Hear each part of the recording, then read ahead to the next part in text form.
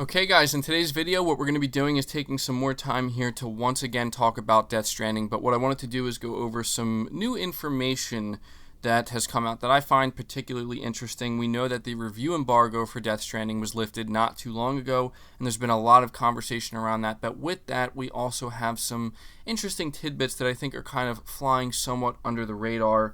And one of the things we're going to be going over here is Digital Foundry's recent analysis of the game and how they're apparently going as far as to call it a new benchmark on PS4, which is incredibly impressive, especially when you think about the games that they are putting it up against that we've gotten this generation so far on PS4. Pretty crazy. We're also going to take a moment to just talk about the information that came out about how Guerrilla Games had a much bigger involvement in the development of Death Stranding than we originally thought. So some pretty interesting stuff here, but starting here with the Digital Foundry tech analysis, it says that when it comes to visuals, Death Stranding appears to have knocked it out of the park. We noted in our review of the unique PS4 title that the graphics are outstanding, and the tech heads at Digital Foundry concur. In its breakdown of the game's technical performance, it's come away mightily impressed with the game, calling it a new benchmark for this console generation. This isn't a huge surprise considering the title runs on a later version of the engine that brought us Horizon Zero Dawn. Digital Foundry draws attention to the image quality, attention to detail, and animation when discussing the high points of Death Stranding's presentation. Character models are also highly praised. Eyes avoid the uncanny valley look that plagues a lot of modern titles. With checkerboard 4K HDR and a huge draw distance, it sounds like the PS4 Pro delivers a top-of-the-line visual experience. Frame rate seems almost completely locked at 30 frames a second, although it will apparently dip slightly below that during certain cutscenes. Hopefully the standard PS4 can hold up its end of the bargain, but we imagine it'll be similarly impressive. So this was actually something that really caught my attention, because it's one thing when, we hear Digital Foundry saying, like, yes, it's a very good-looking game and it's up there with the best of them. It's another thing, in my opinion, when they're calling something a new benchmark. And this is something that I haven't talked about too much when it comes to Death Stranding, is just how impressive it looks visually. Probably because there's just so much other stuff going on around it that I feel like this is one of those things that kind of takes a back seat. But we do need to take time here to acknowledge that just like many of Sony's first and even second party titles this generation, Death Stranding is going to be right up there, and I expected it to be right up there, but what I didn't expect is for Digital Foundry to be calling it a new benchmark. And so it just goes to show that even though the PlayStation 4 Pro isn't the world's most powerful console, it is still capable of producing some of the most visually striking and visually impressive games that we've ever seen. This is something that Sony's been doing a fantastic job with. I should say the developers over there that are underneath Sony, such as Sony Santa Monica, Naughty Dog, Guerrilla, Insomniac, the list goes on, just seeing what they're able to do. And that's when you see the talent really shine through. You see that these developers are really taking full advantage of the hardware, and clearly Kojima Productions and his team utilizing the Decima engine, which was clearly a fantastic engine, and clearly you can see with what Guerrilla did with it with Horizon Zero Dawn. We always knew that Death Stranding was going to be a really good looking game. You could just tell from the first trailer we saw.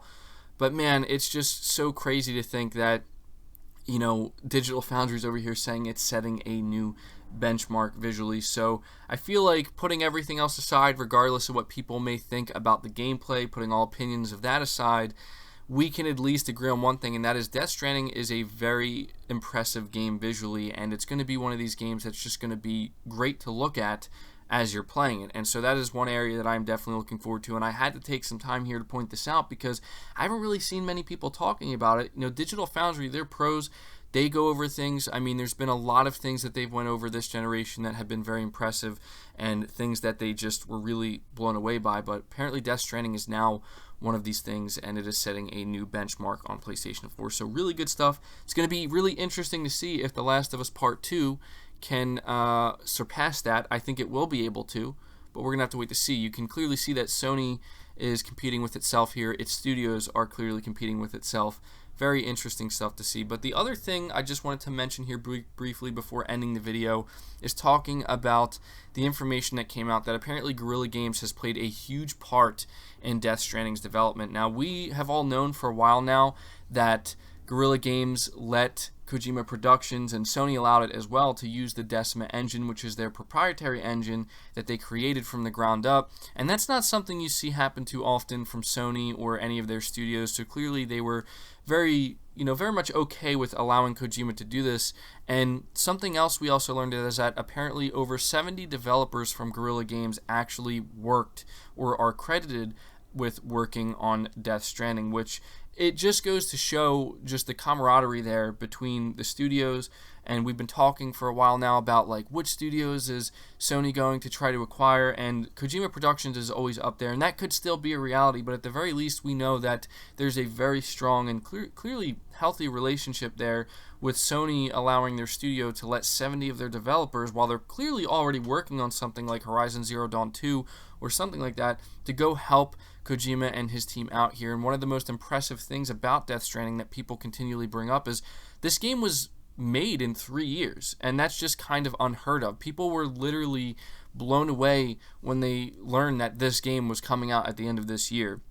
Even I was shocked about that. I was not anticipating it. People were expecting it at the very earliest 2020, and here we are in 2019 getting this game. So people were very much impressed with the timeline of this game and how efficiently Kojima Productions was able to get it done. And you can clearly see here that it was with the help of Guerrilla Games, and that's really awesome as well, because Guerrilla Games is very talented, and it just goes to show like what can happen when you have studios that are really talented and really willing to help one another. And we know that the position that Kojima was in when he split from Konami, so there's no doubt he needed some help. He got the help he needed, and here we are now. We're just a few days away from the official release of Death Stranding. So I just thought that was really interesting, because you wouldn't expect that, right? Like you wouldn't expect, it's not like it was like 10 developers or 20 or even 30. I mean, this is over 70 developers. That's huge. That's some huge help that Kojima Productions got from Guerrilla Games, and so they are very much, buddy there, which is really good to see. But that's going to do it for the video, guys. I know it wasn't the most exciting thing in the world,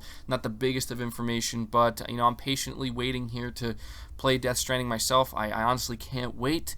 But this is some info that really caught my eye. I'm really impressed with what Digital Foundry's had to say here, and I'm going to be interested to see what you guys have to say about this. Are you impressed with Digital Foundry calling it a new benchmark on PS4? And are you surprised to learn that over 70 of Guerrilla Games developers actually helped with Death Stranding's development? Leave your thoughts down below. Be sure to leave the video a like if you did enjoy it or found it informative. It really helps it out, lets me know you enjoy the content. Subscribe to the channel if you're new and haven't already. Hit the bell notification icon so you never miss an upload, and feel free to share this video out on top of all that. But until next time, guys, take care.